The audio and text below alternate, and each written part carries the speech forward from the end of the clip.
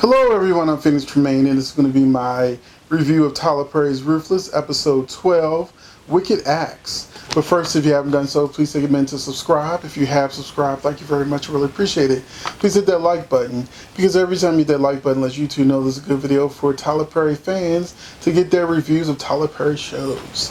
And of course, if you check out the description box, you will see my social media links where you can get even more entertainment news and information I like to share with my fan. Okay, here we go. Daikon covers for Ruth with Marva. He doesn't tell her that they had just got busy, and because he was no longer clean, he slapped her, and that's what really happened. Instead, Ruth looks really weak by saying that it was because she was thinking about Nisi, the girl who was acid on her face. The highest is trying to get the highest. And as he still predicts doom, I guess they give him heroin or something because he's always dopey, sleepy. Those two dwarfs, I'm only talking about one dopey. Actually he's sleepy too. But the highest is trying to get high. They're trying to, give him the needle. And Daikon, and the highest have everyone leave. Daikon says he's going to do it himself. He pours out like half of what's in the syringe back onto the spoon. The highest gets upset. He starts saying, "What are you doing?" And this is so weird that Matt Sedino is a really good actor. When he's the highest, I can tell that he is playing a character. But in this scene, it was like he kept falling out of character. Like, it was like watching him be two different people in the same scene. So in one minute, he's the highest, like, "I'll have you killed," or something. And, Daikon's like, I just want to love you, And then he's like, "What are you doing? What are you doing?" I'm losing my voice, but I'm like, Matt is like, he has a multiple personality disorder, and the highest personality is feeling weak, so then the other personality jumps in. I thought that was just an interesting scene. He ends up laying down with Daikon. Oh, and in the previous scene before that, Marva pretty much told him, "Will you go ahead and give the highest some so that he can stop talking about doom and gloom?" Because Marva, she's no joke. She just lays it down like it is, straight, no lube, nothing. She just tells you like it is. Tally got on my last nerve. As I said, Tally was my favorite character until I found out what happened to her on the Oval. Now I've emotionally distanced myself from the character because I know how it ends. So, I can't really root for her when, y'all know what happened. So Ruth starts this scene, and I warned my friend because I've seen this episode twice, once by myself and then once with my friend. And, I warned him, like, this scene is going to go on for a while. This is what Tyler Perry's infamous scene that drags on way too long. It's like they're just trying to fill in space to get to at least 40 minutes of episode. But this conversation between Ruth and Tally dragged on forever. It eventually boiled down to Tally just saying she needs to see her daughter even for 5 minutes. And Ruth saying, she'll ask Andrew, and Tally saying for the umpteenth time, we can't trust Andrew, blah, blah, blah. And then Melinda is in bed. Now, Melinda is the Rakadushi member that they sent to infiltrate the police station, and she targets Deputy Pope, and quickly ends up in his house, in his bed. And then I made a joke. Melinda's in bed with Fast Poke because his name's Billy Poke, and she's in bed with Fast Poke because he's like, I'm sorry, I know that was too fast. She's like, oh no, it's the greatest. Oh, she didn't really care whether it was fast or slow. She just didn't want the information and for it to be over with.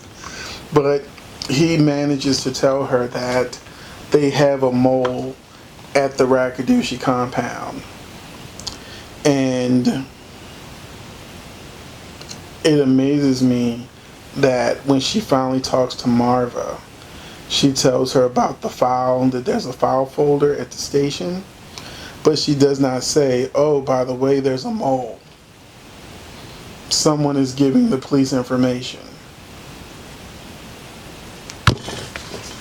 I don't understand why she didn't tell her that part. So Malcolm pays off. Oh, this scene. This was another scene when I was talking to my friend. We ended up laughing over. You know, Malcolm is sticking out Sarah, making sure she doesn't go back to the compound, which she threatened to do. Mac tells him that he can leave, but he refuses to leave because Mac's on the way, and he wants to talk to Sarah real quick. So Sarah, she didn't want to open that door. She's like, He's like, come on. And she lets him in. She lets him in the house. And, you know, she's like, I love my husband. And he's like, I paid your mortgage. She's like, what? Yeah, I paid off all your bills. He did what? and then he's like, hands her envelope, is like, and here's $6,000. And she was like, oh, I love you too.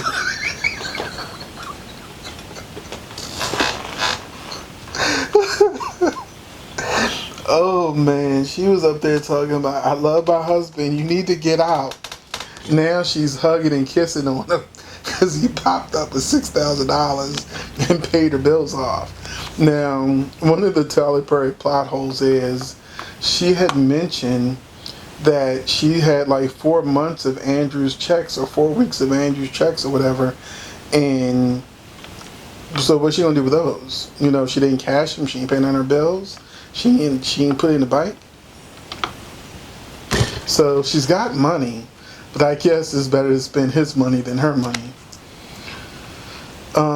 But that was funny. That was funny as hell, seeing her going from I love my husband, leave me alone, get out, to oh, oh, I love you too. Oh man, that was funny. So we got Cynthia letting Brian know that Lynn stormed out the house and she doesn't know where she is, but she'll stay there, but he should come home. And he's like, I'm on assignment, because he's headed to the Rakadushi compound to try and get some more information.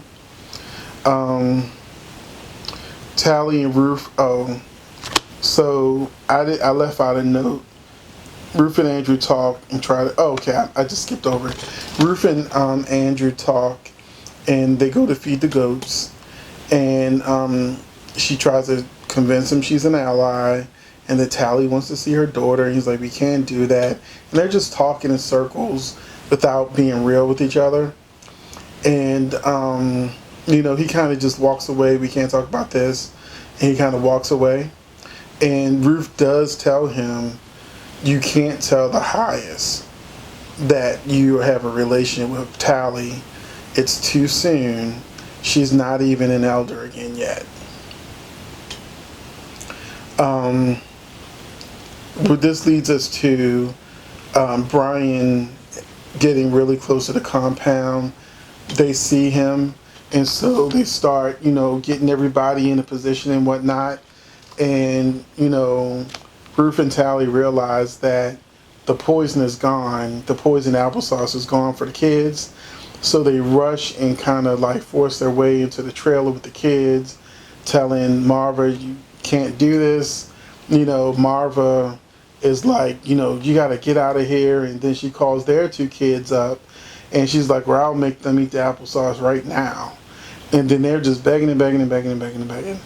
And then they refuse to leave. Andrew shows up, and he sort of forces them to leave the trailer and go to their spots that they're supposed to go to. So they grabbed rifles or AK-47s, whatever they grabbed, and they got into their positions behind the trees, ready to shoot whoever's coming. And they had let Andrew know that if that alarm sounds, all of the kids are going to die. So he disconnects the alarm, the siren, so that Marva won't know to get rid of the kids. And he actually calls Mac and tells Mac that he's about to get all these kids killed. He needs to have his man leave. So Mac is like, okay, calls Brian as Brian has pulled up to the compound. He doesn't know it, but they've got him in the crosshairs, ready to no more Brian. Of course, Brian is all the way to the end of the season, so we know Brian. Nothing's gonna happen to Brian. He's just gonna pull off, and then that's gonna be that. I'm curious what Marva's gonna tell Hayes or Daikon about the two, Tally and Ruth, coming in, interfering with her and the kids and applesauce and all that. I'm like, please don't give me like the next 2-3 episodes of Ruth and Tally being punished. Please do not do that. I had enough of these women getting punished. I had enough of seeing episode after episode after episode of Tally being beaten. No, I don't need to see that. No, I don't. I don't want to see it. Hopefully they forgive him real quick, let it blow off, have them do some like, I want to say Hail Marys, but they don't, a whole nother religion, that they do something, but please don't discipline them. That's like, I don't want to say all that torture stuff. But anyway, that was the episode, and I had one more thing to say. I had mentioned in last video or the video before that I thought the highest was going to be nixed, but because he's only in 14 episodes.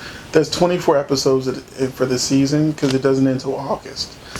But just like they went straight through with Sisters all the way to the full season, they're doing the same thing with Ruthless. July and August, all new episodes until all 24 episodes are done. We've got 10 left. Hold it. How many have we got left? We're in episode 12, so we got 12 episodes left. We're right at the halfway mark for Ruthless. And I saw that he's only in 14 episodes, but he's throughout all the way to the season finale because he's in episode 23 and 24. And he's also in episode 19. And so it's like he'll be in an episode, then he's not going to be in an episode. He'll be in an episode, then he might not be in 2 episodes. So we're going to get like he wasn't in the first episode. So I was wrong. They're not going to get rid of the highest. He does make it to the end of the season. But that's it. I hope you enjoyed this review. And let me know what you think about Ruthless. And I will catch you in the next video.